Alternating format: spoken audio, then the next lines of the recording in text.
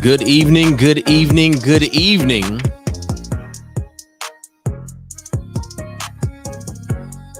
Ladies and gentlemen, boys and girls, cats, chicken, dogs, snakes, frogs, and all of y'all, from wherever you at, from wherever you be, and whoever you be with. Ladies and gentlemen, it's Nightcap Knowledge. My name is DJ George Chuck. We've got Mr. Mac. We've got Tanya Boyd Cannon. We've got an all-star cast of panelists, of guests, the Knights of the Mental Health Roundtable are with us tonight. We are operating with a conscious mind. We're talking about mental health awareness, and we need you to share this live right now. Check in with us. We can see some of our folks getting it in over there on YouTube. We appreciate you. We see our folks checking in on Twitch. And we also need to get some of our folks from Facebook. I can see that they were not selected, so we're going to have to work on that. But in the meantime, in between time, Jackson has walked in the building because he is still up. It's Christmas break. Shout out to all the families out there with the kids at home. I absolutely hope y'all are having an outstanding evening. Mac, if you could, make sure folks push on over to YouTube. We might not be able to get on Facebook tonight.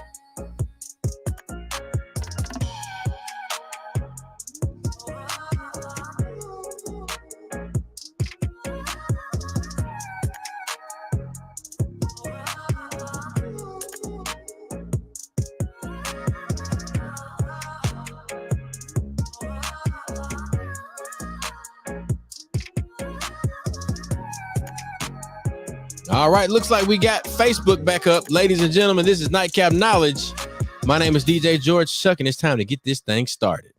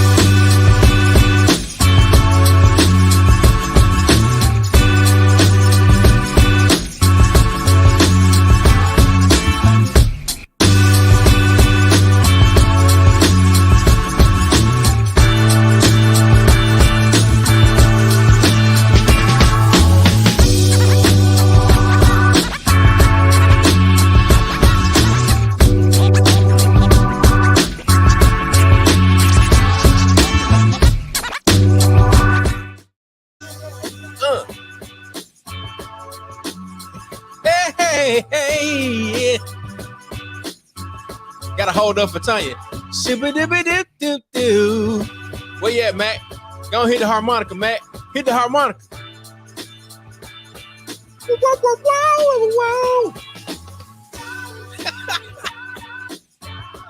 What's up, man? What's up? Shout out to all the nightcappers out there. Shout out to everybody coming in, checking in over on the Black with No Chaser page. Shout out to all our folks at Black with No Chaser, man. Let's get it in. No Chaser. Yeah, man. Yes, man. Nightcap Knowledge, Tuesdays, 9 p.m. Central. Yeah, man. Y'all check us out every Tuesday at 9 p.m. Central. If you are not subscribed to the Nightcap Knowledge YouTube, please go on over there and do that. Hit a like button, hit a love button, leave a comment. If you're here, we appreciate each and every interaction that you allow us to have with you because you don't owe it to us. And we appreciate any moment in time that we are able to speak and spend with you. So Thank you for that. And we in the season of gratitude, ain't that right, Mac? Yes, sir. Yes, sir, man. Every day above ground is a day to be thankful, my brother. Man, You, boy, come you on. gotta pat your mouth like them Baptist preachers. Why you always do that joke? Oh, look, when they start patting, like, what you looking for? What you looking for? And the Lord gave me a message. He like the message is written. He like he Where's put it. written at? I think I left it in my other suit. It's my other Look, suit. in your other suit, man. But Hey, they have hey, them on the road. as we give a couple pastors a hard time, big shout out to a couple of our favorite pastors out there, unapologetic favorite pastors. Got to be brother AC Carter. That Most brother is shout out to going my to LP. preach the word and he's going to walk the word. Yeah, He's yeah. going to show up and ask what can he do with his hands, That's a show and enough he's photo dog not right afraid to open his wallet. there. That show enough photo dog right there, man. He gonna walk with it. He gonna walk. Hey, I'm just telling you, and he gonna walk. And that's something that me and Chuck got. My Ford is not a pastor, but both of them jokers kind of they're a little darker brown than us, and them jokers still, and both of them strong as two mules, I would say. Hello. And we have seen them in action in separate situations. We just say all you want to do. All I Right. would say is don't put your hands on the foes. Yeah, leave that brother alone right there. Don't you do that. Leave them alone. Peace. Be still. And yeah, or you will be in pieces. Right. Yes, sir. Yes, sir. Hey, man, big shout out to our sister TBC. She is always making big moves and working on some things out there. So we holding it down, man, as we wind down the year. And as we talk about the podcast, Nightcap Knowledge, reminding everybody this show is rated Black and Uncensored. It is real talk, real issues, real solutions. This show was created to continue to spread the word and knowledge about things that we were doing, advocating in the community, speaking truthfully, and without curving it. Right? We don't want people to misconstrue our goal to be respectful with being apologetic. You know, and we always going to tell it just like a TIE is, whether your ears is ready to hear it or not. Hey, maybe this is not the show for you. Boy. It might not be the show for you. It If might you don't, not be the show for you because we're going to talk about things that are transparent and that need to be talked about. We cannot heal the way we need to in our community. And one of our mottos for Mississippi Move is together we can heal our community because we don't talk about all the things we need to talk about to be able yeah, to help our folks. And tonight's topic is one of the main things that we need to talk about, which is mental health in the Black community, trauma, different things in the Black community. And my mental health minute connects those two things. Part of the first part of our conversation, where we're talking about the Baptist preacher patting the mouth, and the second yeah. part is talking about those who work in healthcare and mental health care. Mm-hmm. And that is again one of my old goodies is you know which is basically saying faith without work is dead. And we also tell people to have faith in your deity, you have faith in yourself, but put the work behind it. You must make whatever you believe to come true and not just sit and wait. So, you're a lot of people say that my my belief, my faith is in my work, my worship is in my work. So you continue to work towards whatever the goal may be that you are praying. And also you're praying and asking for strength to be Yeah, able to complete whatever task may be. Maybe not just for the task to miraculous to happen. So we're asking people those things we see out there right now, as Chuck and I have been pushing for the last couple of days. We know that we have freezing temperatures coming to Mississippi across the South. Other it's coming states to are you. better prepared. Yeah, and other states are better prepared than we are, right? And we know for a fact that we're going to be affected. So as we pray and have faith that we're going to come out on the other end of this thing, and on the other side of Christmas, we're gonna be okay. We have to put the work in to say, what do I need to do to make sure my house is taken care of? What do I need Right. to make sure that I have everything that I need? Do I have my medication? That if I take medication, have I checked on folks? So it's a whole lot to go into that when we start talking about having faith without work is dead, because you got to be able to meet it and match it with the same amount of energy to make sure. Because I also said, if you take one step, so you got to make sure you take your step Come on, by come on. putting that work in and doing what you need to do, right? Right. And nobody has ever told you it's going to be easy. Never said it's going to be easy, right? So let's get that together. Me. Never said it was going to be. Never going to say it's going to be easy. So that is my mental health minute. Oh, and we did not talk about what we're going to. It's getting towards the end, Chuck. What shall we? This is nightcap knowledge, so we got to get our nightcap out here. So gotta get a nightcap. Gotta get a nightcap. Let me go back to that smaller screen. I don't know if I like the blurred background, Mac. What you think? You see the blurred background? Yeah, I see it. I don't know if I like the blurred background. I don't know. Go back to the original. All right, I go back to the original. But Mac, what you drinking on over there? What you got? I don't know, man. I have 2 cognacs here. I have a couple scotches. Yes. I have some whiskey. I have a bourbon back there. What do you think I should pour?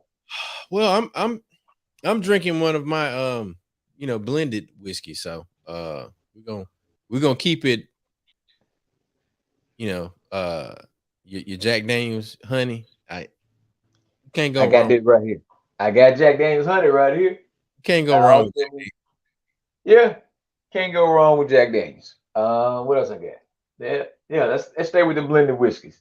Yeah. Yeah. I mean, look, we're not encouraging anybody to do anything you don't want to do. But if you're gonna do it with something that you know and you trust.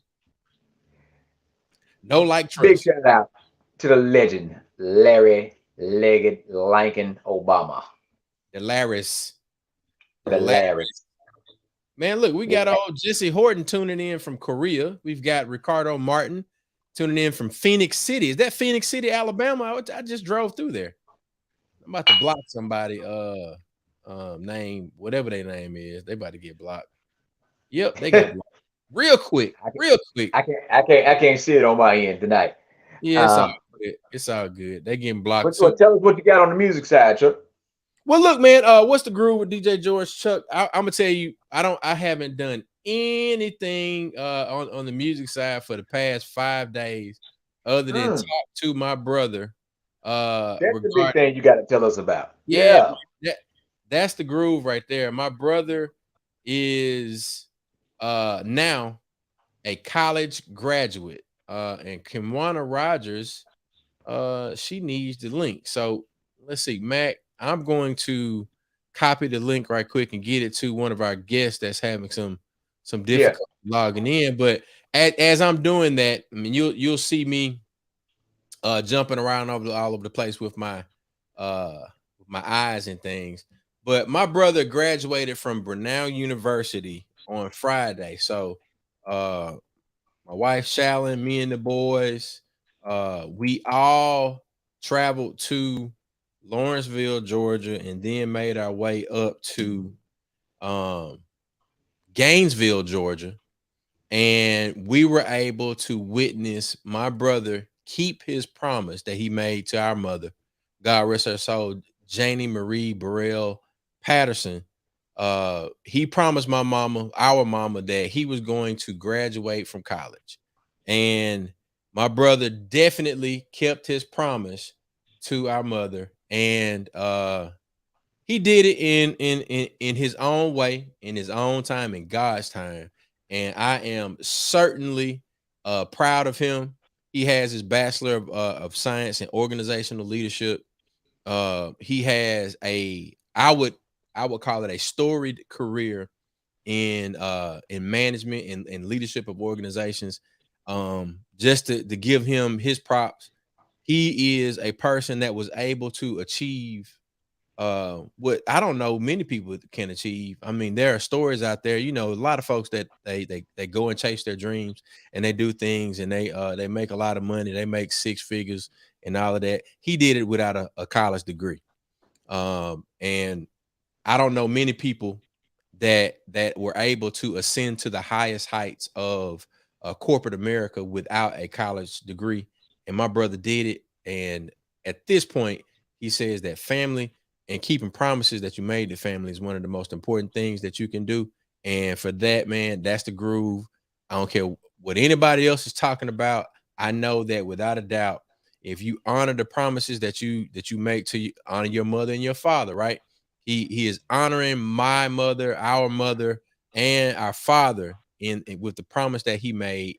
He walked across that stage, and I was there, and I was crunk, and I screamed, I shouted, I took a whole bunch of pictures, I took a whole bunch of video, and the only thing that I said that he did wrong because he plays alpha. Hey, but together, y'all, what was the beginning and the end? It's the beginning and the end, ladies. He started it off. I finished. They say that the first shall be last, and last shall be first. And I was the first one to walk across stage at See what you at did an HBCU, at an HBCU, and we had conversations with my niece. Who? All right, let me switch gears a little bit. Now, congratulations to my brother. I definitely got to shout him out, Reginald Thomas Patterson. Now, his offspring, on the other hand, boy, my niece Krista made a 7-up pound cake. Mac, I almost called your whole name on this whole radio show, podcast, live cast. Mac, dog, I'm telling you, this 7-up pound cake, you would have thought that your grandmama mama made it. Oh, she got it. She got it. Got it. She got it. Got it. All of the T's will be pronounced when you are putting some respect on my niece, Krista Mary. With a name like that, Krista, you got to cook. You got to cook, man. The 7-up pound cake, that thing was moist. You didn't need no milk, you didn't need no coffee, you didn't need no water. You could eat this. Oh Lord, Lauren is still waiting for the link. All right, let me find Lauren. But I on that note, my niece can cook the greatest pound cake ever known to man by a 15-year-old girl. Where did she learn this from? She learned it from her grandmother, Mary Blackman. And I'm saying, like, I remember Christmases that I spent with my brother and my sister-in-law and what would that be? Would that be my brother's mother-in-law? I just call her Miss Mary because that's family. But God rest her soul, Miss Mary knew what she was doing. And then look, dog, my sister-in-law, she knows that I love oatmeal raisin cookies. And I like them. Who does not like oatmeal raisin cookies? Oh no, man! I done met a lot of people that don't like oatmeal raisin cookies. Oh, they can't. I love some oatmeal raisin cookies. One, because you get oatmeal with it, and then typically, if they're a smart person, they're gonna put some walnuts in it. And you know, walnuts have, all the things that you need. So you got oatmeal regularity. You got the walnuts that's gonna give you some of the nutrients and things that you need. And then you got the raisins. You know what raisins gonna do, and then you add a little bit of that sweetness with it, man. You have the perfect combination of a treat as well as a healthy snack. I love it. I don't know about y'all. That's the stuff you eat when you're not going outside for a while. And look, and the only thing that we did, we sat around, we sat in the house, talked, we shared stories, we looked at pictures. That's in my groove for the past 5 days, man, and it was an absolute outstanding time. And Lauren, I am getting you the link. I'm going to Facebook to find your name, and we've got 2 of our roundtable members backstage. Yay. And Mac, we're gonna get them in just a moment. So let's go ahead and get our announcements. Let's go through. Go ahead and get the link through, and I'll go through the announcement. So we got our friend, our brother, Stephen James, as I call him, Super Steve. It has his big New Year's Eve sneaker ball going down. Last year, it was at the Trademark Building. We were bartending and hanging that thing. And he has a star-studded guest list. And, man, people from everywhere come and support Stephen James and Stephen James Foundation. He's always doing some great things in the city, in the state, even in other states. So I call him Super Steve because he be rolling, man. You think you see him with the suit on, but you don't understand. He just put that suit on probably about 30 to 45 minutes before you get there. He's been out there rolling, unloading, and all that good stuff. So he will be, his event is going down New Year's Eve at the Jackson Convention Center. So holler at Super Steve and get you some tickets. He got a great lineup and guests and artists. So go check him out. And he also do another event where he do the party with a purpose, and he do the Pink Friday. So he does some good things, man. You can check him out. Yeah, What else yeah. we got? Most definitely. That's Karen Brown. He's got on there. He's got DJ Yep. Tech and DJ Finesse as a part of that DJ Stephen James Finesse. Foundation.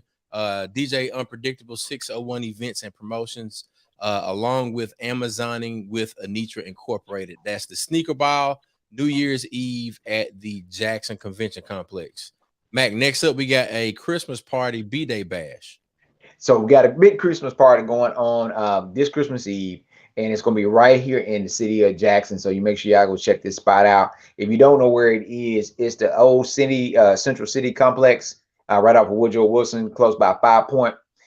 We have a lot of great guests there. We got our sister again, Miss Helen Brown, Queen Bee. No more. Always talking about helping someone. This sister is always out in the community helping someone, where she's doing it through the sheriff department, where she's doing it through her bike club, whoever. She's always out working, and definitely have a passion to helping those that have been suffering and dealing with sex trafficking. So this is celebrating her birthday. And then we got none other than Mr. Terrell Moses. If you close your eyes, you're going to think Prince is in the room. He does a lot of Prince greatest hits. And he has a couple of songs where he cut the music and he sing a cappella, and you're gonna think Prince is in there. And this brother is really known for putting on the show. And that band up there, that brother you see, sometimes he had on different uniform. That's our guy that's been holding it down with us, Deputy King. That's Deputy King up there, man. Yeah, man. But he's also he's a rocker, baby. He plays the guitar. That man multi-talented. So shout out to Deputy King, Big Dan. Damn, Police playing in the music. Golly, come on, man. I'm telling you, man, we surround ourselves with folks that shows the power of our ancestors by mastering more than one art, more than one craft. There you So go. you never know who can do what when they're around you. But it's going down, $20 admission, cash bar. And go ahead and reach out, get your tickets, and you also can pay at the door. And that's this Christmas Eve. So it's gonna be cold. So come prepared. Yeah, you better bundle up. Wear your external, because we got your internal. We got some fuel that you can use, baby. We got it. We got what you need. Go keep you warm. You got that 93 octane, man. You got that 93 octane premium. Might have a little diesel for you, depending on what kind of engine you got. We got something for you. Come on out. Have mercy. Have mercy. Yeah. Yes, sir. Yes, sir. Yes, sir. Yes, sir. Yes, sir. Yes, stick with it. We talking great shit tonight. Let's go. I have so many questions about a person that has a diesel engine on the inside of there, but I'm gonna keep it moving. And I need you to go through these locations that will be offering resources to folks that might be displaced as a result of the storm. So Mississippi Move is again our motto. One of them is also moving Mississippi forward, all gas, no brakes. We are on the move. So starting what's happening closer right now. If you've been paying attention, we've been sharing a flyer to tell you what to do as the temperatures drop. Yeah. So we talked to some of the folks with the housing network and also those who are working to eradicate homelessness. And there are the emergency shelters, Matt House and Broomfield House will go over capacity to make sure those who are part of the homeless population have somewhere to stay.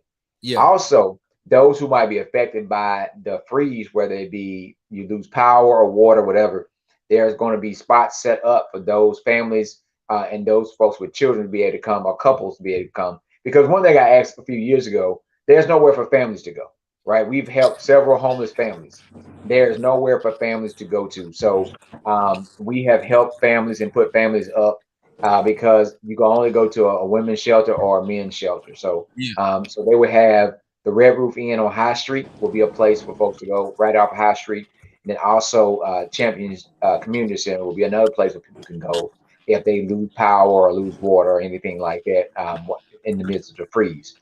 Also, Mississippi Move, we've been on the ground since Thursday of last week, right after the tornado hit. Anguilla, Mississippi, Sharkey County, if you know where Rolling Fork is, the population of Anguilla is probably about 460, and it was hit hard. A lot of damage done to the town.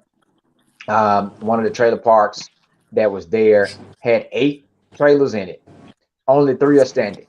When I tell you that the other trailers were completely flipped over, like the wheels are upside down, cars destroyed. So, and the people kept coming back, every other day They had nowhere else to go, so they're being put Yeah. up Yeah. in the local motel because there's no motel there. So we was on the ground. There's an echo somewhere, something. Yeah. Tanya just chimed in. She's on the phone, man. So just push on through and we'll get Tanya to say hello and bring our guest in after we get done with the All right. announcement. So real quick, what we got? Also, we went up and provided food. So we're going back Thursday for the Christmas parade. And anybody would like to participate and donate, we're going to try to provide donations to get gifts for those teenagers. They have gifts for the smaller children. Also, in partnership with Mississippi Rising Coalition and also Mississippi for a Green New Deal, we Yeah. will be providing housing for at least for 1 week for those families that has been displaced. We have over 30 people that have been displaced, that have nowhere to go. Not somebody that has damage to the home gone. Two of Home the trailers, resistant. yeah, Yes. Unlivable. two of the houses had 6 children in it apiece. Yeah. So you're talking about 8 to 9 people in one trailer. Yeah. So we're going to be up there this Thursday trying to assist as much as possible. For those who want to help out, holler at us. That's what we do. Yeah, and I'm gonna throw this up on the screen right quick. If you're looking to do a little giving, in addition to all the other things that you might be doing personally, Mississippi Moves Cash App is $MS Move, so $MSMOVE, or you can go to the website msmove.org and click on the donate tab. So we're on the ground. We are in all of these places that may be affected. Typically, we get there before anybody else does because we don't have to operate within the guidelines and the constrictions of a whole lot of bureaucracy. Our board members know what it is to be on the ground and helping people when they need help, not when the news get there. So Mac is big about making sure that we are prepared and ready to go. And just wanted to throw that graphic up. And Mac, before we'll do the cold weather slide, but I wanted to get Tanya in Yeah, get Tanya in. and then and TBC. there she go. She's back. What's up, everybody? I was on stage when you all started. We just went into intermission for Christmas Without Tears, an amazing event here at the Orpheum Theater in New Orleans with Judith Owens and Harry Shearer. This event celebrates all who are um, just just want to find a space to celebrate the holidays without tears because Yeah. everyone is going through something. And so tonight, that's the reason for we say a conscious mind, just a round table about finding ways to make sure we have resources for help. And tonight is one of those nights. Big Frida just got off stage. I just got off stage. Kermit Ruffin, Brian Batts, so many more getting ready to hit the stage.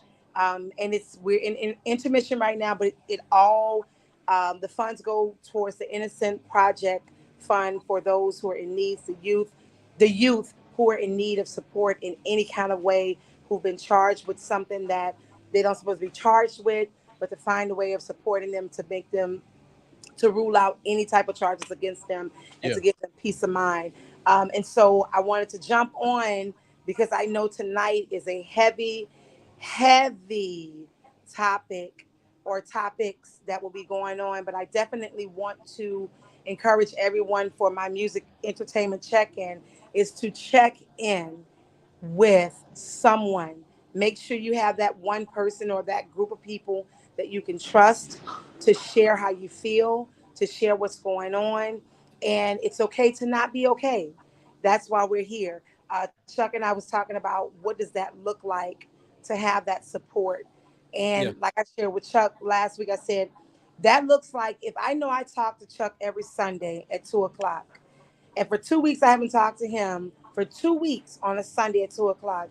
I should have checked in the first week I didn't hear from him on that Sunday. And it's like Monday, Tuesday, Wednesday. So when Chuck gets an inundation of phone calls, text messages from me, he shouldn't respond like, "What you want, Tanya?" His response should be, "I'm sorry. I should have reached out to you and said something. I was going through." But we don't know how to say that. So it's making sure we check in on our people at all times, making sure that we have trusting and safe spaces to share how we feel.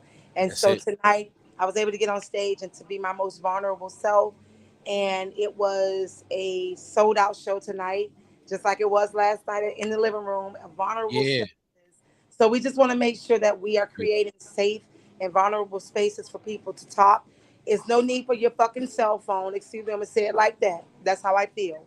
Put the cell phones up. Put your eyes on the person next to you and be engaging with what they're saying, so you can Yeah, hear twice and speak less, so you know how to help them where they need it most. that's it. That's it, man. I appreciate that, TBC. Yeah, yeah. So I love Hey, you all. I'm drinking coffee, uh-oh, Come on. uh-oh, Come on, coffee. a Come on, blanco coffee coffee. with lime. get out, Look, but on the get real, out. I love you all. I love y'all. I'm planning on coming to the coast next week just for a couple of days, just to kind of. So Chuck, we may have to go live with Nightcap Knowledge at your house somewhere or somewhere. So Mac, we may come to Jack's. I don't know, but I love y'all. I fucking love We love y'all. you too. We love you too. And with Just that being said, ladies and gentlemen, will start with our introductions. I think we're going to start with the newest lady, yes. the newest lady to the show. We know her from Tougaloo College. She's also one of those representers of Pink and Green, And that's my boo. and that's your boo. Yes. Uh, may we introduce, and let me get my applause button ready. May we introduce the Reverend Dr. Mm-hmm. Kenwana McGrigg, ladies and gentlemen. The Reverend Doctor, ladies and gentlemen. Those need to be somewhere in there. Dope too. The Reverend Dr. Dope Kenwana McGrigg. There we go. Hi, boo. Hey, boo. I want to give love. I know Fred is coming on as well as Lauren. I love you all. I have to get back upstairs for the rest of the show. But I definitely wanted to see your face. I miss you, Kimwana, because I know we talk via Yes. phone. But I miss you. I love you. And that's my safe space. I want y'all to know this sister is my safe space along with my Internet hating on your safe space. what you said? The internet Uh-oh, is hating on your Where you safe space. it Yes. is. Oh, The- y'all, I'm in Italy. We're in. What are Yes. And Go, yes. go back up there. we, y'all? Okay, All I right. love y'all. Peace. Love you. Bye-bye. Okay, all right. All right. Now, nope, I ain't hating. I ain't being funny. I ain't picking on the blue people of the show. Just because I got one of my white sorors up here, but we're gonna go in reverse. So we got the newest, then we're gonna get the second newest. We've got Dr. Lauren Terrabar coming to the stage, ladies and gentlemen. Dr. Lauren, what's up? Hey, how's everybody doing? Man, we are awesome. We are awesome. We are so glad to have you all on tonight. And then in true Q Dog fashion, I got to bring my dog, Dr. Frederick Smith, to the building. Dr. Fred, Dr. Fred, David. the longest running mental health professional on Nightcap Knowledge. Hey everybody, how you doing? Nah, we're doing good. We're doing good. We're doing good. All right, let me change this layout just a little bit. And man, look, let's dig in. Mac, I know we've discussed this a number of times on Nightcap Knowledge. And first I'd like to say, thank you to all of our panelists for being here with us. And I'm going to put all of them up here, and then we're gonna put Mac and I on the bottom. I like the way that looks. Y'all look so well. Got Fred in the middle. Yeah, you got Fred in the middle, man. So let's do this. Let's go around and let's do like some introductions, and then we'll let our panelists kind of tell who they are, where they are, and then we'll go into some questions because Mac, we've discussed a number of questions, and then we can roll from there. Yeah, because I definitely want to pick on something that Tanya talked about. All right. Kimwana, you want to jump in first? I'll jump right on in. First, I just want to say I am so appreciative for being invited to this space amongst all these amazing melanin people. It is just an awesome opportunity to just be here with you all to talk on a subject that is really, really both sacred for me and really both close to even, I think, all of our homes. Some way we are affected by it intimately and communally. We are affected by it. I, of course, I went to Tougaloo as a as a mature age, married with 3 children, had an amazing time on the yard. I graduated in 2008, actually, with my BA degree in English, and then moved away. And I've been gone from Mississippi since '08.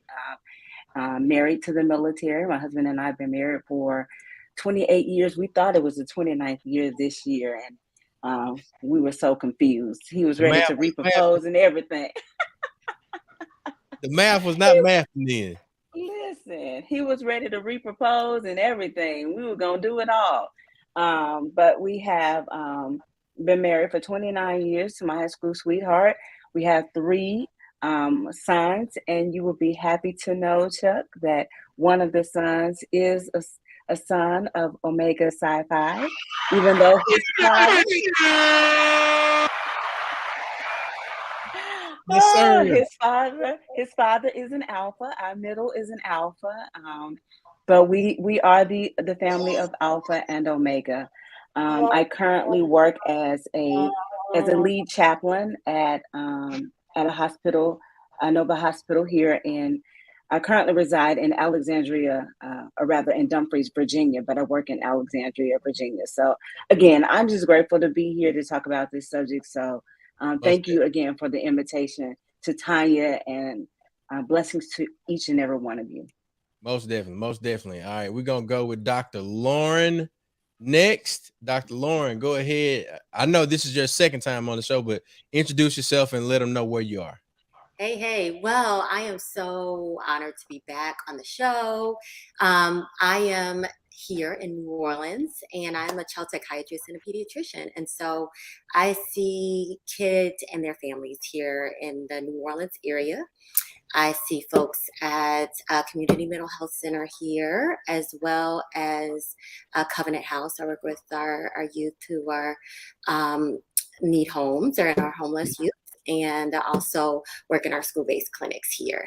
And I have been here in New Orleans for 10 years, grew up in the Detroit and Chicago area, spent some time in New York. I am partnered to a native New Orleanian here, so he's part of what keeps me here, and that's awesome. Loving and enjoying life. Thank you so much for being here. Thank you. And then we're going to roll with Dr. Fred. Let's get Dr. Fred over there. So I just want to thank you all again for inviting me to this amazing platform. But I want to say, of course, so I'm Dr. Frederick Smith. I'm a licensed clinical psychologist. I'm currently employed at ThriveWorks Counseling, and I'm here in the Chicago, Illinois area. And of course, I do provide therapy and psychological testing for children, adolescents, and adults age 6 to 96. And I worked in multiple clinical settings doing what I love, and that's providing care and treatment for those who really need it. Amen. Look, that's awesome, brother. We appreciate each of you for being here. And Mac, look, let's jump into it. Let's get this thing started, because we have a lot of folks in the comments that are here singing their praises. Yes, sir. We and definitely thank you guys again for coming on. And we talk about health. We know that your physical can help you. Physical can cause you to have issues with your mental, and your mental can cause you to have issues with your physical. So the two are bind together. And one thing that we also highlight, myself, Chuck, and Tanya, is also that third eye, spiritual health, right? Mm-hmm. All those things work together for the goodness. Tanya's talked about something about check-ins, and this time of the year, there was a guy that used to come to Kwanzaa every year named Dumbala. And like the first 2 nights, I was like, anybody seen Dumbala? They're like, no, we hadn't seen it. And guy named what's his name? Golly. He said he was gonna go by and check on him, right? Stanley Wesley said he was gonna go by and check on him. Well, Stanley went by to check on him. He didn't answer the door. About the 4th night, I said, this is not like Dumbala to miss. So he reached out to some folks that he was close to with the Malcolm X grassroots movement, and they got into his house and found him on the floor. And so you start talking about trauma. You you start talking about being that old school neighbor. You know, when you talk to someone and you work with someone and see someone on a regular basis, and then you don't see them. You know, and then you think about those folks that thought about going to check and didn't. You know, it's so much happened around that, but preventative measures, a lot of things we build upon, and we give each other a hard time about checking in with each other, and also say, hey man, you know, you said you was on your way and you ain't came, and it's been an hour. You know, what happened to you? You know, we got to get back to that. All those check-ins are very important, so you can help know where you are. Give us some give us some context about what that means to you individually when you hear about stories like that in your and how it affects you in your profession. And whoever want to jump in first and just Whoever go. want to go first. Well, since I'm more of a more from the practical piece of it, less clinical, as it relates to providing support and care in the medical profession. In my role of chaplaincy, oftentimes I am supporting patients from a spiritual perspective. Now, we are trained to assess a patient from a more thorough perspective, from a behavioral perspective, from even from the familial, like family dynamics. Mhm. The work includes a lot of areas of analyzation when it comes to spiritual support, but our main focus is just that. How are we able to support individuals from a spirit through a spiritual lens? It is very much an interfaith lens as well, and so a lot of times I have been able to have the privilege of hearing, especially during this time of year when patients are in the hospital, they're really challenged emotionally and spiritually from being in the hospital. Isolation is a real thing, and it affects people emotionally and mentally in a very much different way. I have sat at the bedside of patients who have just cried and wept without an explanation. It is just because they're in isolation. And so, even with the longer hours now, with the longer night hours, patients are experiencing what they call SIDS. And so some of our elderly patients, they're experiencing sundowners where the confusion is setting in. So you have all of these psychological and behavioral episodes that are happening with people in the hospital, or rather in the healthcare where I work.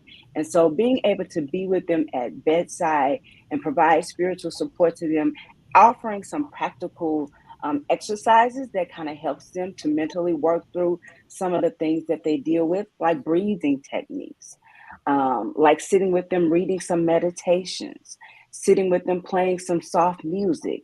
Again, these things don't actually go to the source of the mental challenges that they are having, but certainly it provides some warmth and some calm to where they are struggling at the moment with their in their psychosis crisis. So one of the things that I also provide is we do spiritual groups on behavioral health units, and sometimes I'll do something as soft as what is bringing you joy today. And we'll go around the room and they'll name a couple of things that are bringing them joy today. And it's amazing how, when they talk about the things that are actually bringing them joy, it just brings a different type of light and energy to their spirits. So I don't want to minimize how sometimes it's those softer things that can also help people really navigate the difficulties they may having from a psychosis perspective at this time, because Reiki, yoga, meditation, those things are powerful tools to use also when someone is really having some mental challenges or in a mental crisis. All right. I appreciate that. I really do. Check-ins are important, regardless of what kind of check-ins are. So anybody else, who else adding to Yeah, I was just gonna add to it. So those are wonderful, wonderful tips in terms of just practical things that you can do. I think the holidays are known for a time that can be very challenging and lonely for a lot of people. And so when you're checking in, I think the tendency for some people is to withdraw, right, and to isolate and maybe not answer the phone or be as responsive via text. And those are some times where even more so, the check-ins are a little bit more critical, just kind of noticing in your circle who's not responding, who's not as responsive. And for those who we know have gone through losses, even if it's not around the holiday time that they've experienced a loss, a lot of the times we're acutely experiencing those memories and the loss again because of the loss of tradition, the loss of that person where they're normally there, changing all of the changes that come with holidays when you are without a loved one for the first time, or it could be the 10th or 20th year. That loss can still be felt acutely this time of year. And so just even reaching out and checking by text or by call, and number of times that person doesn't respond. And sometimes it's even being a little proactive and saying like, I know this is a difficult time for you, so I'm just going to check in, and I'm going to need you to at least say, hey, so that I know that I don't need to do a wellness check on you or drive over there or send somebody over there to make sure that you're okay, because I love you and you're important to me. And, and offering, extending that person or group of people or that family, spending time with you or your family, or even just asking them, even if you want to be a little bit by yourself, that's okay. Just know I'm checking on you. You're thought of, you're not forgotten, I love you. Those are some just practical, important things that can be helpful as well. And then I also want to just kind of, add in some of the causes of why people tend to experience, I'm to piggyback on what Dr. Terrelbaugh is saying, some of the causes of why people tend to experience this holiday depression or holiday blues. Some of the causes, of course, include lack of sleep, where, a hectic holiday schedule can lead to lack of sleep, because you're having to go here, you're having to go there, you having to do this, you having to do that. So lack of sleep can increase stress. And then, of course, you have excessive eating or alcohol use. And so excessive drinking or overeating can make symptoms of holiday depression even more pronounced. Then you have financial stress, where people tend to overextend themselves financially during the holidays. And then also, and of course, by buying these, gifts or other things or even trying to pay for travel accommodations, that can create an added burden of financial stress on a lot of people who may already be struggling. And then, of course, isolation and loneliness. If I live in Seattle, all of my family is in Florida, and for whatever reason I can't get to them or I can't see them during the holidays, I feel sad. I feel lonely. Yeah. And then, of course, unrealistic expectations is a big thing, where a lot of times people assume that I'm supposed to feel good during the holidays, because, of course, what do we see on TV? Everybody's happy, everybody's jolly, everybody's getting along, and I may not be having that experience. Yeah. And so we really have to check in with each other, because you never know what might be going on in somebody else's life. And just because I may be smiling on the outside, I could be a total disaster on the inside. Because here's the thing: depression, anxiety, trauma, grief, loss, mourning, it doesn't take the holiday off. It's still going to be there, whether it's Thanksgiving Day, Christmas Day, or New Year's Day. Furthermore, look at the other stresses that a person may also be experiencing. They may be going through a divorce. They may be having work-related stress. Look at in some professions that require people to do a lot of outside work. In the wintertime, you can't really go outside. Yeah. So that leads to smaller paychecks. And then people, especially because I'm here in the Chicago area, it snows a lot. It's very cold. You hibernate during the winter in Chicago. And see, there are really only 2 seasons in Chicago, winter and road construction. Okay. Hey, look, hold on, man. So I ain't That's never good. heard that. I ain't never heard. You said winter and road. road construction. That's So good. whenever it's not winter, they're redoing the roads. Okay. And Okay. so it's too cold to get out and fellowship and be around supportive people. So you're here at home in isolation pretty much. I mean, think about all the people that started experiencing increased anxiety and depression when the pandemic started Yeah. because they had Yeah. to isolate. Yeah. You know, we as humans, we're social beings. Yeah. And we have to be around others. And when we isolate, is that making sense what I'm saying? Yeah. Yeah. Something you said triggered a I had a thought. thought too, Chuck. Go ahead. I want to jump in because I let you start it off. But No, I'm saying go ahead. Go ahead. all right, you talked about people that are they're very happy exterior. And what it brings to my mind is one with me being a DJ and the days that DJ Twitch transition, I made it a point to check on all my DJ partners. One, because I mean I'm talking about people that I talk to at least. Like, the only person I talk to more than my wife is Mac, because he gonna call the hell out of me.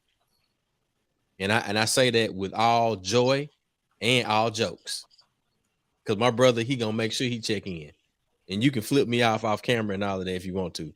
Now that I done got my joke in for Nightcap Knowledge, but I checked on all my DJ partners. I was like, hey man, look, are you good? If there's anything that you can verbalize, or if you just say, look, man, I just need you to call me later. Talk to me about, and all of our professionals here, talk to me about like what it is when a person is totally joyful or what seems to be engaged on the exterior, and something totally different is happening on the inside of their heart and mind. I just don't know. I worry about if I make the call and they tell me something, I'm thinking everything is okay. Then how do we really know if something is not okay in a DJ Twitch type situation? Yeah, that's one of the most hardest things is when there's an unexpected death by suicide. You know, you're not expecting it. They didn't necessarily show outward signs to most people. Maybe his inner circle, maybe there were some other signs or symptoms that were there, but to a lot of people, it appears that he really was very jovial. And in fact, I think he had like the day before made this like really funny, engaging TikTok, right? Yeah. And I hear that a lot with my patients, right? Like they will say, like, I put on a front. Like it is an effort for me to appear happy, to be happy, because I don't want people worrying about me. I don't want to worry the people who I am already worried about. Also, just fear of judgment and criticism for those who have been hospitalized because they have expressed suicidal thoughts, fear of being hospitalized, right? And then I think one of the things that can be helpful, again, there's no guarantee, because even mental health professionals cannot predict with 100% accuracy when someone is going to attempt suicide. So we try our best to be as empathetic, as compassionate, and to check on, and also to be vulnerable ourselves, because some things that can be helpful to someone who is experiencing that is to either suicidal thoughts or depression, anxiety, psychosis, substance abuse, is knowing that they're not alone, and so. Even if we're sharing a vulnerable piece about ourselves, right? Like, I'm struggling right now, you know. I'm doing okay, but I'm struggling in this area. That gives permission for somebody to share something that they may be struggling with. And then sometimes if we can have a gut feeling too, and that somebody may be saying that they're okay and they're not really okay. And it's okay to challenge our loved ones on that too. It's like, yo, like, I really feel like there may be something else that's there. So let me check in again. If it's okay, I'm gonna check in tonight and I'm gonna check in tomorrow. Okay. And then I'm gonna take you to lunch or whatever it may be. If it's dealing remotely, setting up another time to check in, that can be helpful as well. Mac, what? Yeah, I don't know if anybody else want to check in on that, but I know Mac got something coming up. What you got, Kim? Yeah, I was just gonna add and say, just kind of piggybacking off what you just said about the functioning part of the depression, how you can show up with a face that appears to be one way, but inside all the things are just sort of jumbled up in your head and in your heart. And I know what that feels like. Working even in the discipline that I work in as a chaplain, the compassion fatigue is real. And so, I have gone to dear friends, close friends, and saying, look, hey, I need you to check in on me. I need you to make sure I'm good because I'm not feeling myself. And then so I don't want to leave off the table either ageism, because sometimes we think that when people reach a certain age that they don't suffer from depression. But I have even 80-year-old patients who are very depressed because they have lost a spouse 20 years ago and they still have not been able to navigate that grief effectively or had a safe space where they can navigate that grief. And so even thinking about changes, these milestones we hit.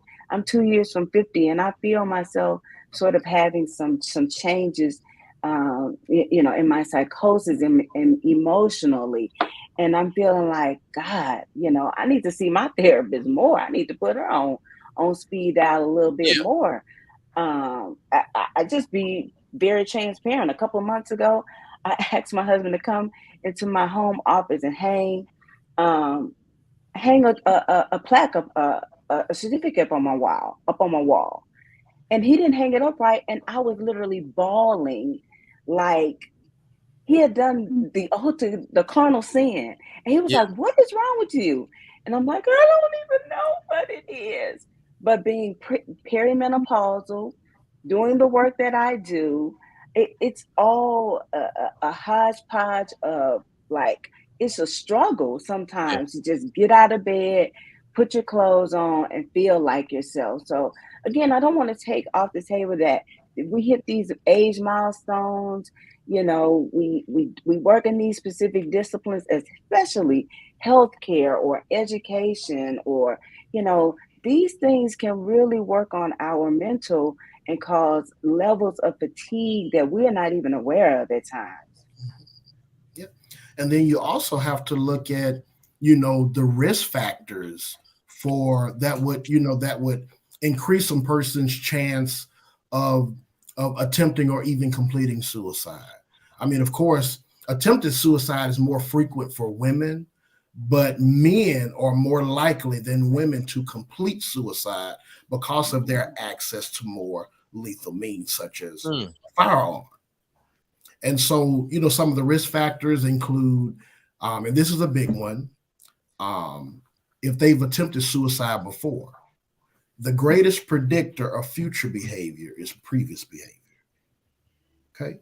And then, of course, if they, have expressed feeling hopeless or worthless, or, if they've been isolating themselves, if they've been lonely, or if they've experienced stressful life events, such as the loss of a loved one, military service, a romantic breakup, financial or legal problems, if they have a substance abuse problem, because the alcohol and drug abuse can worsen thoughts of suicide and can make a person feel reckless or even impulsive enough to act on those thoughts.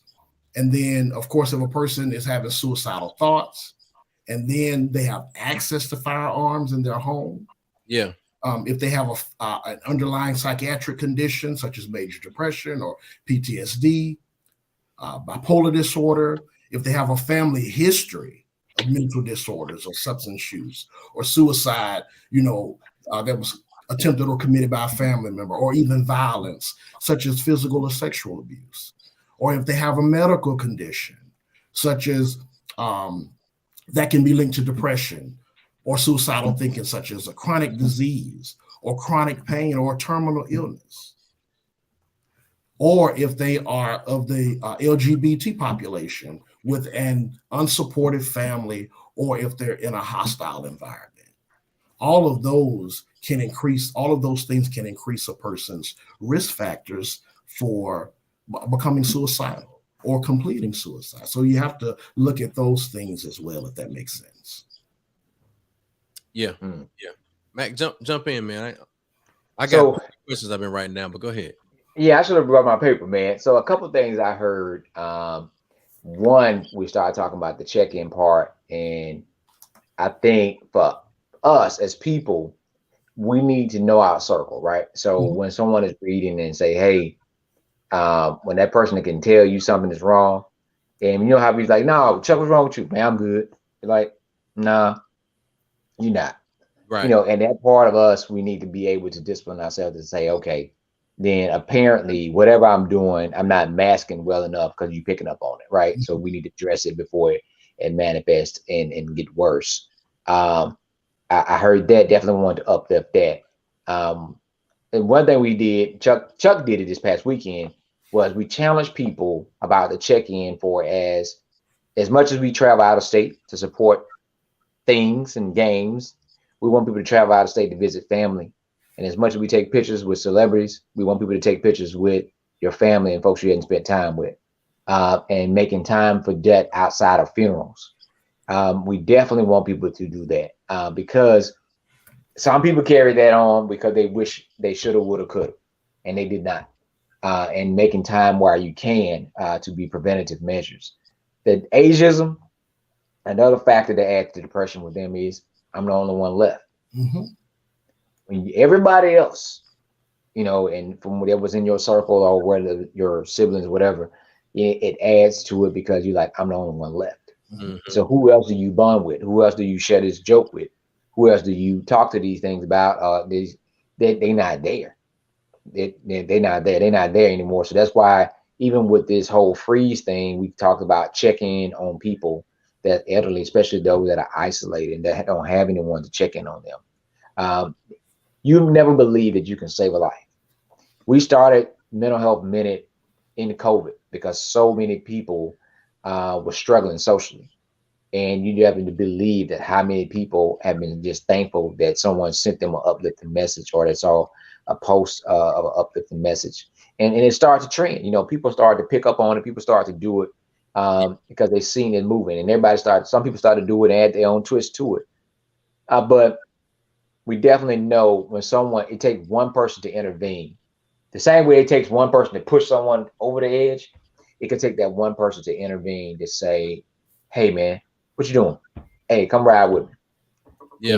And that right there has changed a whole lot of folks' lives. And Chuck and I know from friends and folks we've networked with that just, hey, man, what you doing? Come ride with me. And mercy. That phrase right there has changed lives because the Pandora box opened. Yeah.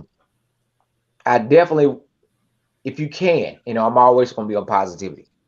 Can you guys give some pointers now for people to use for themselves, but also that they can use to help others when they see certain things happen?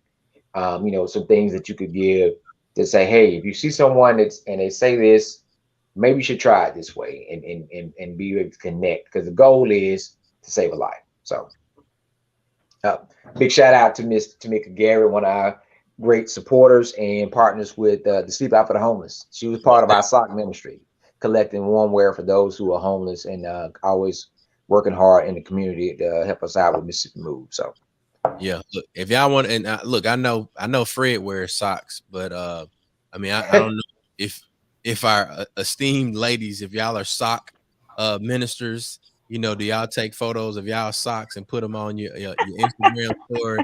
Because if you're not, you need to step your sock game up and go ahead and donate some to the Sleep Out for the Homeless. But yeah, jump in on that. Challenge accepted. yeah, the socks, baby. Just sock ministry. So look, give us those tips. Give us those tips, man. Well, let me just jump right in and say, because ministers are always challenged from the perspective of, over spiritualizing mental care. And so let me be the first to say, or on this panel to say, I love God, but I also got me some good therapy. And that's the whole point, period. Look. Sprinkles it. Sprinkles it. Look, hold on. There you go. Let me throw it all up there. Man, look, hey, go ahead and preach that whole sermon. Go and preach the whole thing. Listen, I believe God has put all this stuff in the earth for us to be able to access. We cannot tangibly access God, so let's go ahead and get us some therapy. Since COVID, there are some folks out here giving therapy away for free. So we have the ability to access the resources that we need. Yes, check-ins are wonderful. We need affirmations. We need all of that. But I am the first to say, you need you a therapist, or you need you one that you can have on speed dial. If you need to just do a soft check-in, that you can do that soft check-in. But also, in the meanwhile, my therapist give me exercises to do. I'm clear that I'm also accountable for doing the work that I need to do as well. It's not fully on the therapist. It's not fully on my friends or my loved ones to check in on me. And I know we all struggle. We all seriously struggle. I'm not making light of that. But we also have to do some work for ourselves as much as we can, because again, even if that's writing in a journal, we don't have to overthink some things or or think about it as being something that I can't afford. Yeah, you can afford a piece of paper. You can afford, like, if you got any type of smartphone, you get free apps where you can do breathing guidance. I'm so about breathing. I'm about breathing practices and meditations. And listen, I didn't know yoga was as hard, but let me tell you something. Boy, hey, I don't know if y'all ain't yoga. I didn't yoga. Yeah, listen, yoga ain't no punk bitch. I'm telling you this. Hey, listen, yoga ain't for the weak. I'm just saying. All right. Yoga is not no punk bitch. I'm just saying that's my, they have free Reiki sessions. I'm not an expert with mindfulness at this point. Mindfulness takes really skill to do mindfulness. But if you can't get someone to help you practice mindfulness, like the way you center your brain and it's amazing how you can just use techniques to really help to center you, to ground you. And that's the practical part of the work that I do. Again, some people think, oh, you're a chaplain. What do you do? Come and pray for people? Child, no, that's probably one of the last things I do. Actually, I have to ask sometimes, do you want me to pray? I do all these other things. I offer all these other things to people because it is holistic care, which is what I love about the work that I do. It is very much holistic. It is bringing God in the room. It is bringing spirituality in the room. It is bringing the secular parts of our humanity in the room. It is reminding us that God has given us all the things that we need, and we don't need to ignore them. We need to be able to access them so that we can live full, healthy lives. And remembering that even if it's just one person who loves us, We got one person more than somebody else had. Come on. Mhm. So Come on, we need Cletus. to hold on to that. Come on, Cletus. Amen. Absolutely. And transparency too, like in full transparency. Again, the best mental health professionals has a mental health professional themselves, right? I have a therapist who I see on a regular basis, right? Like again, a mindfulness practice, meditation, some great apps are Headspace, Smiling Mind, the Calm app, in terms of just some guided meditations that really walk you through how to take some deep breaths and breathe. Some things we can do for ourselves and encourage others who are struggling is, again, we have this tendency to isolate, stay inside. Sunshine and fresh air are super important. Getting some movement and some type of exercise. You do not have to be a jogger if you just go outside and walk. And in Chicago, like I'm about to be in 2 days, put on your hat and scarf. It's a real warm clothes, and it's really just this getting that sunlight that's really, really therapeutic in some type of way, and getting some type of movement, whether it be yoga or walking. You can go grab your friend, you get in the car, you could go for a walk, you could do something, go to the mall, walk around, something like that. Just get some movement in. The journaling or some way of getting your thoughts out, whether it's typing in your notes app on your phone, or a nice, real beautiful journal. Those are all really nice as well. And yes, the spiritual component too. So whether that be going to a church service, attending a spiritual something online, right? There's so many different varieties and spaces, especially since the pandemic have opened up online, like people are doing all types of online support groups, community groups, forums. Join something that feels supportive or comforting to you. Like you can go down the rabbit sometimes with the Facebook groups and other support groups, but they really, really can be a great role and very helpful to a great number of us. So those are just a few. Fred, what you got for us? Oh, I just wanted to just piggyback on what Dr. Telverbot is saying. One thing that I do with my clients is that I encourage them to engage in behavioral activation, and that's basically engaging in activities that you find pleasurable. Because see, one of the symptoms of depression, aside from depressed mood, which includes feelings of sadness or emptiness or hopelessness, is lack of interest or decreased interest in normal activities. Yeah. So, engaging in activities that bring you pleasure can help to change your mood. Even activities like doing exercise or walking, that can increase brain chemicals that are connected to helping you feel better, of course. And then, of course, when we are sitting around doing nothing, we are often thinking about negative things over and over again. So activity helps distance us from those negative thoughts. Okay. Furthermore, activities give us the opportunity to succeed. Okay. And also doing things that are important to us, doing things that give us a sense of meaning and purpose and accomplishment. Okay. If I'm engaging in an activity that's giving me meaning, I feel good.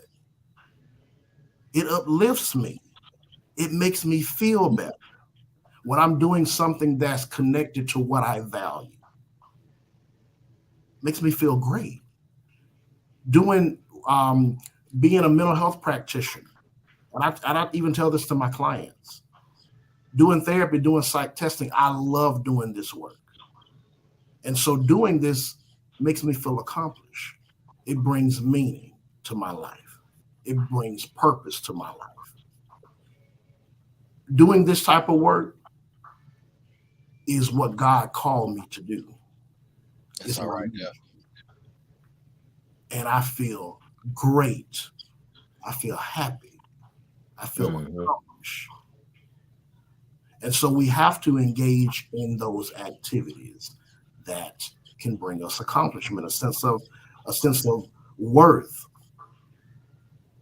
And so that's important, because see, the depressed mind wants to isolate, wants to withdraw, wants to sit and do nothing. And see, we can't wait for our depressed brain to tell us to do activities that bring us meaning and purpose. We have to do it on our own. And then once we engage in it, then the change in mood will follow. Does that make sense? Well, there's a lot of confirmation in y'all's commentary and the prescriptions y'all just wrote in these past 30, 45 minutes. I've had, and look, let's give a shout out to all the people that have been engaging in the comments. Tamika Garrett, she's saying thank you all for these necessary nuggets. Jamie Rucker, fulfillment, and they're saying you all are equipping us. So I appreciate you for all of the folks that are in the comments. We've got people on Twitch, we've got people on YouTube, we got people on Facebook. We've got people that have said they're gonna replay this tomorrow. One of the things that I said I was going to personally do is to send this to folks who I know personally that have been dealing with are struggling with some sort of mental health issue. And for us to be able to sit here and to own up, like I can own up to it. I've had negative self-talk. I've had times where I felt like, well, you know what? I'm not doing as well as I thought I would have been doing. And especially, you know, you talked about during the pandemic, you think about, all right, well, what are we going to do? You know, when you lose a job, or when you lose a family member, or when you do something that was a mistake and it affects you and your household, how do you recover from that?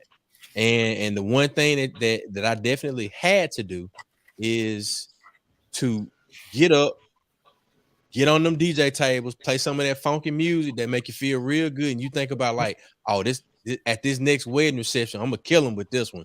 Or, you know, sooner we get out of COVID, when we get back to alumni weekend, I'm gonna do this, you know, or, you know, designing a t-shirt, and it's like, all right, I'm gonna test this out and see if everybody like it. Like you said, Fred, finding those things that bring you joy, but then also making sure that you have some positive self-talk. You talked about those affirmations. You need all of these things. You can't wait for somebody to do something for you. You can't wait for that depressed mind to tell you something. That depressed mind is going to tell you all the bad stuff. You got to go on the offensive. And I appreciate y'all for and Dr. Everybody, you got to give us that list of apps so that we can make a graphic. Because I was doing my best to try to take these notes over here, but y'all be talking and I don't write that fast. Yeah. Now you want me to send it to you? There we go. Look, and we friends you know now. What So send them to me. Okay. you know what I heard, and this is gonna connect. Might I also say one more thing? If you Go ahead, Fred. Don't mind. One other thing is to improve those relationships. Yeah. Improving those relationships. Self-preservation. Okay? If you're in a toxic relationship, abusive relationship, whatever you can do to get out of that. If you're in a relationship where the other person is telling you you're nothing, always putting you down, always criticizing you, causing you to because a lot of times when people tell us stuff, especially when they're people that we value, such as our parents or our siblings or our teachers or our spouses or our partners, or, you know, or those that we're in romantic relationships with. Yeah. When they say things to us, it can become a part of us because we value their opinion of us. And so whatever we can do to improve those relationships is very, very important. Does that make sense? And sometimes that includes leaving the relationship altogether, setting boundaries. Because remember, boundaries teach people how to treat us. And so sometimes we have to put those boundaries in place, and Yeah. also practicing good self-care. I'm done. I'm off my soapbox. Yeah. May I just jump right in as you're wrapping it up, and I promise you, I'll probably have little or nothing left to say when I say this. Actually, we were gonna. That's part of what we were gonna do to wrap up. We was gonna ask for Okay. everybody's contact information and Yeah. everybody to chime in with their last, whatever they want to say. Okay. So y'all Let me actually are back doing up. it. Yeah. Let me You're on back point. up. Yeah. Okay. Keep going. Let me just say this, because we have shared a lot of tips about how to kind of navigate the crisis that when someone is in a mental health crisis. But I also want to come back to something that my sister Tanya said when she stepped in. Give people permission to be okay with not being okay, because I mean sometimes we want to rush people past their crisis, but sometimes it's necessary for people to be okay with not being okay.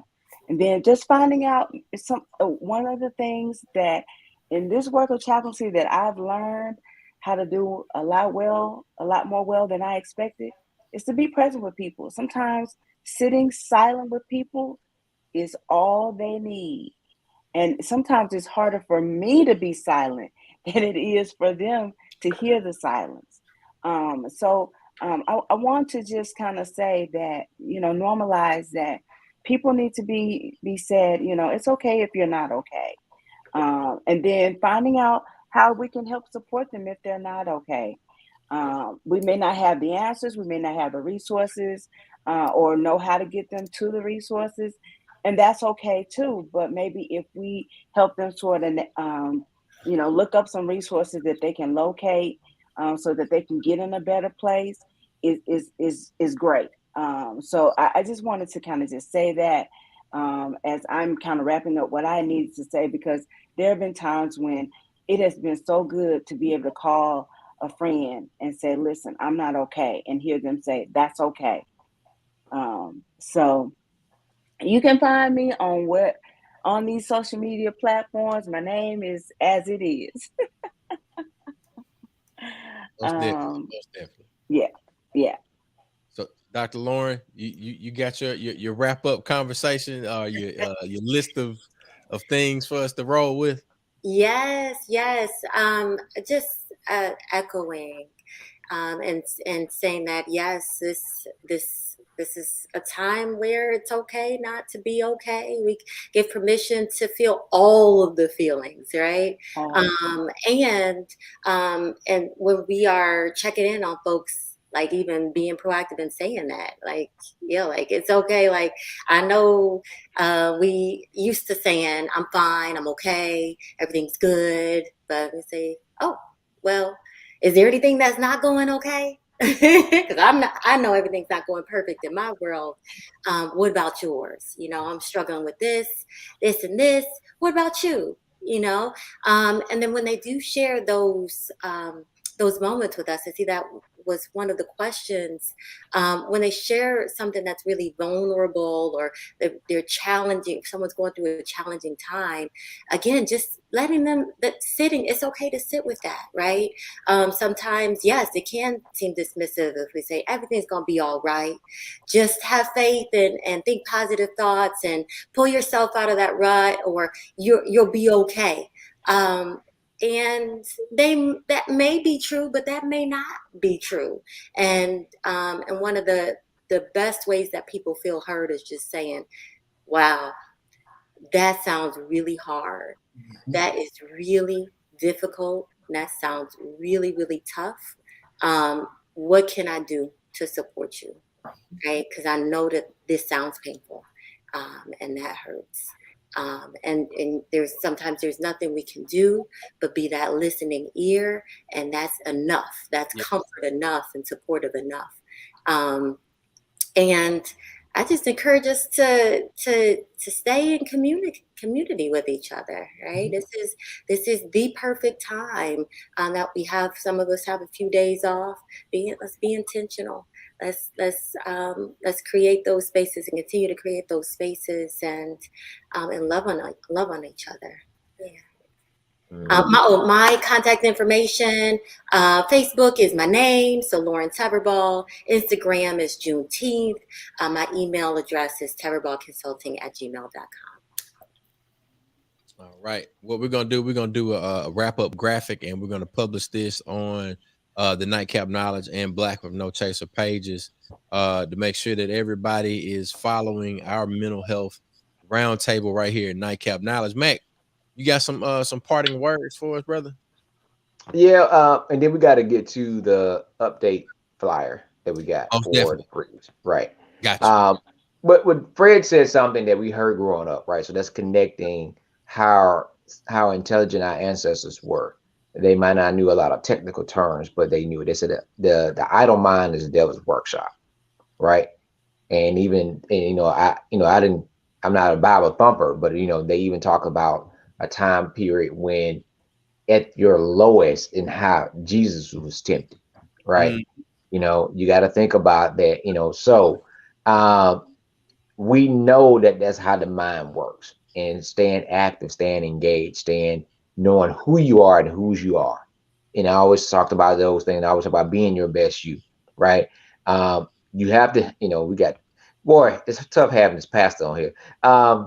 So it's it's sometimes it's good. You gotta have a certain level. You gotta have a certain level. Fuck it, And I say that meaning is you don't care what people think to a certain degree about you, because sometimes we give people too much power and control, right? If you've seen people share all their emotion and displeasure about what's going on with Jackson State football, and what upset them the most is because the person that they talk about really don't care, and that bothers them, right? And that bothers them a lot, because when people don't have power over you and and you show them that their words doesn't matter and they got to keep that negative energy to themselves, they don't like that, because their goal was to pass that negative energy onto you. So it goes back to again staying active, staying busy, staying working on you. And one thing that same person, that coach said, is keeping the main thing the main thing. That's my new saying. You like Whatever that? you're working on, whatever you're Right doing, now, boy. I like that. Keep the main thing the main thing. So whatever you're doing, and advising people that stay focused on you, stay focused on what you're working on, stay focused on your family. Don't get distracted by what other folks say and think about you, especially when they're not contributing to what you're trying to do. So you just got to stay focused on what you're doing and continue to do what you do. But understand, as you said, it's okay to not be okay, and to make a person feel that way. And that's what hurts a lot of, especially small towns, where people cannot express themselves and even voice that they want to get help, because someone is always going to browbeat them and ridicule them, just for actually verbalizing that they want to get help. So we definitely thank you guys. There's so many people out there right now that are watching and that's going to watch later, that are definitely going to be appreciative, to hear this. And I would just say that truthfully, you probably help save someone's life, or give someone the tools to help save someone in their family or in their circle's lives, by being able to have these conversations openly. So that's it for me. Yeah.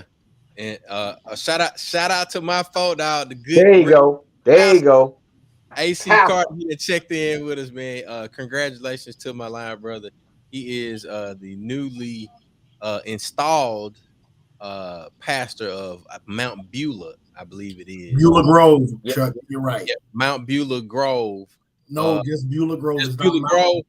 Beulah Grove. All right, here it is. I'm working on a website for Mount Abel, so I'm putting Mount Abel with Beulah Grove to get. All right, you got me straight, Fred. I appreciate you. Get on, AC. Yeah, yeah.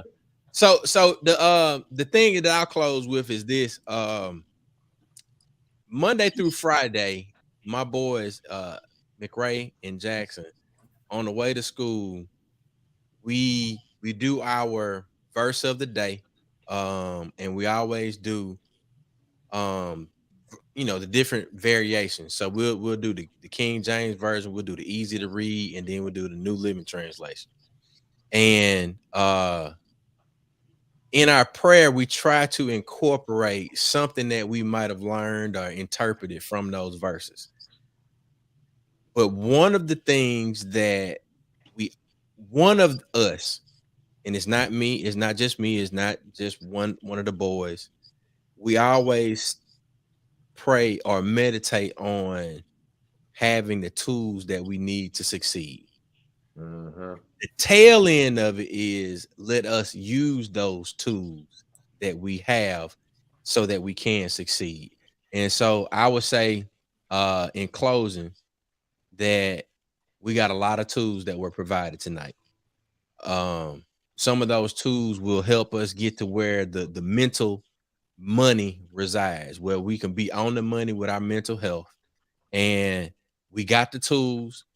We're gonna put these graphics together so that you might be able to share them from the Nightcap Knowledge Facebook page, or any of the mental health professionals that have been here with us tonight and giving us all of these tools so that we can have mental health success in all of our families, all of our lives. And we want to make sure that we can equip others and keep pushing this information out there so we can help save somebody's life. So with that being said, baby, Chuck, mental health money? No, the no, graphic. the graphic. Oh, I was about to get us where the money I resides. know it. You on your way out. You on your way out. Look, Cause I ain't this want to is be like next my dad. I ain't want to be like my dad and he keep on preaching. Hey, man. So we got a cold weather emergency preparedness recommendations. This is the short list, Chuck. It's 2 slides. So you've got this slide and then you got one more slide. Okay. So All right. yeah. So the first one we talked about simple stuff that you can do, and we always look at simplicity, right? Things that you can do based on what you have. Going back to what Chuck just said, using the tools in your toolbox currently, not the tools you're looking at on Lowe's, not the tools that you're looking at on Northern Tools website. We're talking about that rusty ass hammer you got in your toolbox. We're going to use that right now, right? Hammer still So, hammer. yep. So we're going to talk about drip your faucets to help prevent freezing. Yeah. All right. And that's not talking about folks just in the Jackson area, but this is going to be around the state. Also, catch water in tubs, buckets, or in case pipes freeze. That's definitely for the folks that's in the Jackson metro area. As the mayor and his administration came out Monday and talked about, there's a chance that these things can happen. Yes, the plant is working, but you got hundreds of miles of pipes that's old. That's you're talking about 2-inch piping that might go at any time, right? Be prepared for boil water notice. So if you don't know what boil water notice is, we express that. And the last thing that means is you do not do anything with that water except for bathe. That's the simplest way to put it. That means you need water to cook, you need water to wash, you need water to drink. So that means if you use that water coming out the sink, but you need to boil it. Bring it to a boil before you wash dishes. Bring it to a boil before you do anything with it. That's a rolling boil, right? Yeah. All right. Also, check on elderly and disabled before and after the ice storm or after the freeze. Why? Because there was a lot of tragedy that happened in the last Arctic blast, and we just talked about isolation and trauma and how folks are already feeling lonely. And it's a couple days before Christmas for this about to happen. There was I think it was Prentice, but it was a lady that walked out of her house and slipped on the ice, and she died. She froze to death because and I don't know if anybody checked on her or what happened, but she walked out of the house, fell on the ice during the ice storm, and froze. Check on your people, right? Check on your people.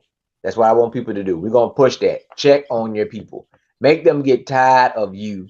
Check on your people. All right. Wrap all water hydrants that's outside. Old school, right? I learned it growing up. Wrap them. Take some type of cloth. After you take some type of cloth, whether it be an old t-shirt or whatever it may be, wrap it tightly. Then you take maybe something like duct tape or something and go over it and wrap it tightly to secure it to prevent it from freezing. Be prepared for icy roads. Now, here's the thing about it. You might be a great driver, but that person with them ball ass tires on that Nissan Altima with that one headlight is not. So when they slam on brakes and you don't know they're stopping because they brake lights out and they got it covered with tape and you run into the back of them, that's what I'm saying, that's a big difference. So icy roads, you can't see black ice. So if it drops down to 11 degrees on Thursday night and the Arctic Wing coming in Friday, you 9 times out of 10 gonna have icy roads, black ice for Friday morning. That means, as old folk would say, get what you need on Thursday and get somewhere and sit your ass down. That's ain't no other way to put it. Sit down. Yeah. All right. Download a weather app. Now, for all these smart dumb phones we got, you can open your garage, you can do everything you want to do. Get the tools that you need to protect yourself and your family. Get a weather app so that the weather app will go off. My wife and I got up the other night. We sleep, we act like country folk. We get ready to roll. Tornado warning went off. We got up and got dressed. Even if you lay back across the bed, we got up and got dressed because phones started going off. Download the weather app so you can be prepared. Be ye ready. Be ye right? also ready. Come on. All right, now. All right. And the next slide, what we got, Chuck? All right, next slide, man. We have you skipped some. Oh, there you go. I had to go. All right, gas up prior to storm. Why is this important? 2005, me and DJ George Chuck were roommates. We were raised country. We were the only people that had full tanks of gas right before Hurricane Katrina hit. And when everybody else was stuck at the gas station, we were the ones riding around. Purchased flashlights and batteries. I had a power converter at 2005 when Katrina hit. We were the only people in our neighborhood that had lights and were watching TV because I would use the power to convert from the battery. With the grill. We had get charcoal. We had charcoal. So get those things. Always keep 1 case of water. Never run out of water. Never get to the point where you say, oh, okay, well, I need to go to the store and get some more water. We're down to our last bottle. No. When you look over there and you got 1 case of water, that means you have no water. Yes, sir. You need to go get water, especially if you are in the Jackson area, right? Budget for a generator. I don't care what it is. Whatever we spend and waste money on, that's a part of a tool that you need for your house. It's not a luxury. It's not, oh, them rich folk got generators and white folk got generators. Nope. You need a generator. You need a can opener.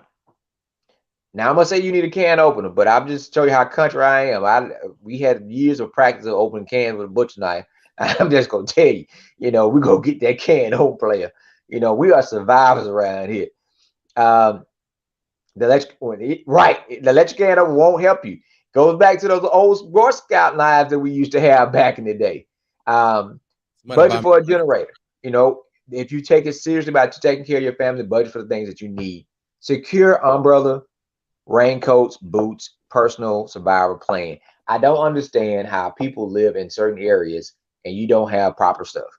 Yeah. And people say, boy, y'all just like old men. Y'all got long johns and umbrella. Yeah, they live to be old men. They must have done something right. Hello. So I'm learning for the old men. Get some stuff that you need.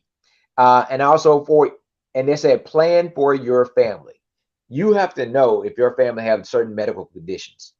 That means you need certain things that you might need certain things at your house, but I don't need at my house, right? My uncle takes breathing treatments twice a day. I know I have to have a source of power. I have to have a source of power at my house to give him his breathing treatments. And so those are things that you need to know for your house and for yourself. Also have an emergency evacuation plan. You keep your vehicles ready to roll and knowing where you're going in case you have to evacuate. Know what direction you're going in, where you're going next, and keep things ready. And if you're really prepared, you have a go bag, and you're always going to keep water and snacks in the car, right? Why is that important? I think it was 4 years ago, school bus in Atlanta when the snowstorm hit and they got stuck. You never know when you're going to get stuck somewhere. They got stuck on the road in Atlanta. So those are things I'm telling people to be ready for. And the next graphic, what we had, Chuck? Well, the next and final graphic that completes our cold weather emergency preparedness recommendations. But if you want to contribute to any of the things that we're doing with Mississippi Move, and as we help those in need, you can donate via Cash App. That's $MSMOVE, or you can go to the Mississippi Move website. That's msmove.org. Click that donate tab, and we're already on the ground. We will be on the ground. We will be in the places where the people need the help the most, and you don't have to worry about where we're going because we're going to be where our people need us to be. And with that being said, y'all, we appreciate y'all for tuning in, and we going. We gonna get to where the money resides. Yeah. We mentally we gonna get there. Fiscally and physically, we gonna get to where the money resides. We give a shout out to all of our mental health professionals that have been here Come on with now, us. y'all. Y'all know y'all need some money. Oh man, come on, pay these people, man. Get your insurance, make that money go. We'll see y'all back here Tuesday night, 9 p.m. We might check in with you during the daytime. It might be a day cap or it might be a nightcap during the daytime. But either way, we love y'all. Thank y'all for being here with us. It's Nightcap Knowledge live on Black with No Chaser. Black with No Chaser. Nightcap Knowledge, Tuesdays, 9 p.m. Central. And we are out.